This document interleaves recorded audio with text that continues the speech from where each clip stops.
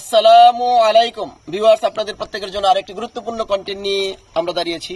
দেখেন যে এটা হচ্ছে diesel engine, common rail system diesel engine. এটা কিন্তু direct injection common rail system, এটা একটা ডিজেল ইঞ্জিন। এই ডিজেল ইঞ্জিনের আমরা আজকে আলোচনা করব টার্বো চার্জার। এই যে এখানে সরাসরি আমরা দেখাবো, একটু কাছাকাছি থেকে দেখানোর চেষ্টা করবো।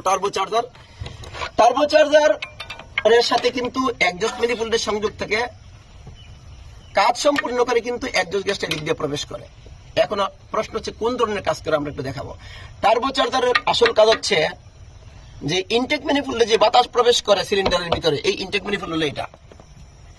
দেখেন এইদিকে পাইপ দেওয়া আছে, খেয়াল করি আমরা, একই ধরনের পাইপ কিন্তু এই জায়গায় আছে এবং এই জায়গায় আছে। এখন আসি, এই টার্বো চার্জারের এই পাশে একটা ইম্পেলার থাকবে এবং ওই পাশে একটা ইম্পেলার আছে। ভালো করে আমরা খেয়াল করি, এই পাশে যে গোল আছে এই জায়গার ভিতরে একটা ইম্পেলার আছে, আর এখানে একটা ইম্পেলার আছে পিছনের দিকে একটা। অর্থাৎ এক্সজস্ট গ্যাস যে বের হবে, এক্সজস্ট গ্যাসের মাধ্যমে ইম্পেলারটা চাপ দিয়ে প্রেসার দিয়ে ইম্পেলারটা ঘুরবে, ঘুরলে একটা এরকম শেপট আছে। এই শেপটের মাধ্যমে এই ইনটেক ম্যানিফোল্ডে যে বাতাস যাবে, এখানে একটা ইম্পেলার আছে। অর্থাৎ এই পাশে একটা ইম্পেলারের মতো থাকবে, এখানে একটা ইম্পেলারের মতো থাকবে।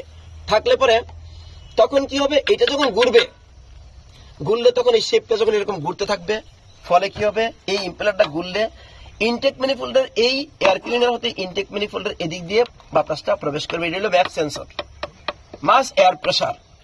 এই হচ্ছে ম্যাপ সেন্সর দিয়ে এদিক দিয়ে এটার ইনটেক ম্যানিফোল্ডে এখানে এসে বাতাসটা আসবে।